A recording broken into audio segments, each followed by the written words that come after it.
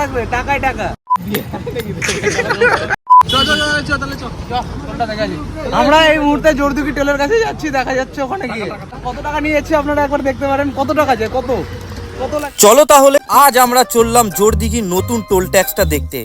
শুনছি টোল ট্যাক্সটা খুলে গেছে আর পাশেই চায়ের একটা দোকানও আছে নাকি, তাই ভাবলাম টোল দেখা আর চা খাওয়া দুটোই একসঙ্গে হয়ে যাবে। কিন্তু এখানে এসে দেখি কোথায় কিছুই তো উদ্বোধন হয়নি রে ভাই। আমি দুঃখিত, আমি ভুল ইনফরমেশন পেয়েছিলাম যে টোলটা চালু হয়েছে। কারা যে আমার ভাইকে এই ভুল সব খবর ছড়ায়। নেক্সট ব্লগটা তোমরা দেখতে পাবে। তখনই এক বন্ধু বলল ঘোলা পুকুরের রাস্তা ধর দারুণ জায়গা। সত্যি কথা বলতে কি ওই রাস্তা ঢুকতেই চারপাশের পরিবেশটা বদলে গেল, শুধু সবুজ আর সবুজ, চারিদিকে ধানের গাছ, হালকা ঠান্ডা হাওয়া, যেন একটা অন্য জগৎ। এই ঠান্ডা বাতাস গায়ে মেখে আমরা চলতেই থাকলাম। যত যাচ্ছি জায়গাটা ততই ভালো লাগছে। রাতের দৃশ্যটা তেমন দেখতে পারলাম না, কিন্তু ঠিক করলাম একদিন সকালের আলোতে এখানে আসব।